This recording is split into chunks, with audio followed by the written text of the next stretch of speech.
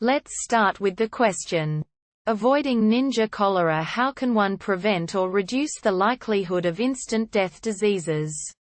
In Oregon Trail 2, most diseases grant time and options for treatment. However, occasionally, a person will just suddenly die in an instant, going from perfect health to death.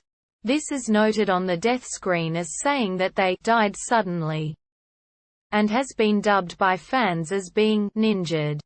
Cholera is considered the most notorious, as it can be cured fairly consistently with rest if given the opportunity, but is invariably fatal otherwise. Are instant death diseases considered to be different types of events than curable diseases? Or, are they simply larger magnitude versions of the same type of random event? Do diseases make some sort of check against a party member's stats which make the likelihood of immediate death more or less likely? Do the same factors which make disease recovery more likely also make it more likely to have the chance to recover? So how can we solve this? There are two possible answers.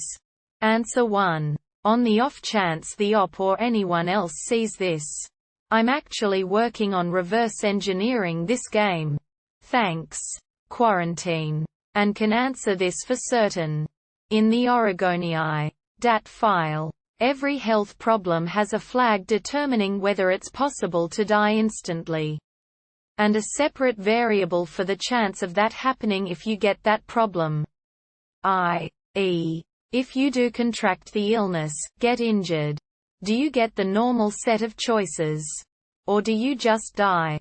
Those diseases and chances are: accidental gunshot, 20% animal bite, 10% animal mauling, 10% cholera, 20% drowning, 25% freezing, 10% internal injuries, 20% snakebite, 5% if you die instantly. The death screen has a custom message. If you go into the Oregoniai.eng file, in the list of strings _____ has cholera, etc. For any given disease, it's the last one.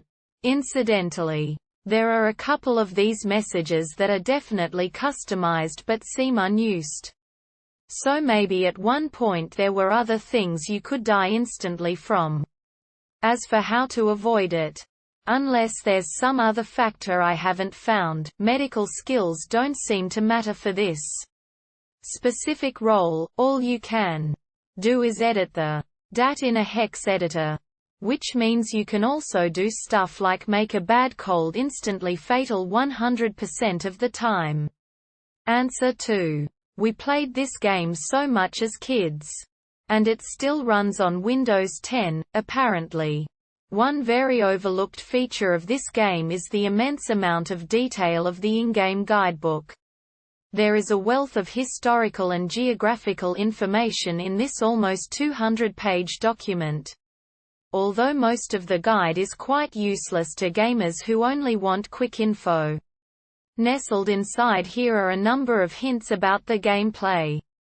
There are tips for keeping morale high, and for preventing problems. Most diseases and their associated remedies are also listed. Regarding Ninja Cholera, the best resource that I could find was a magazine article from one of the developers or the first edition of the Oregon Trail. You have died of dysentery, exploring the Oregon Trail's design history. They wanted a game with a very high degree of replayability. From the article, He simulation is driven by a set of mathematical formulas tied to state variables. Each state variable tracks the current value of some important quantity. Instead of a single simulation model, I designed the following interlocking models, each consisting of several to many interlocking mathematical formulas.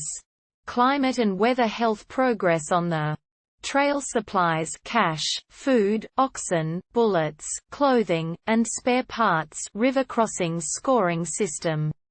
My new design included an ongoing health model for the entire party.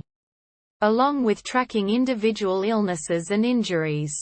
The weather, food rations, and pacey all have cumulative effects on the party's health, which can improve or decline over time, due to the interlocking nature of events.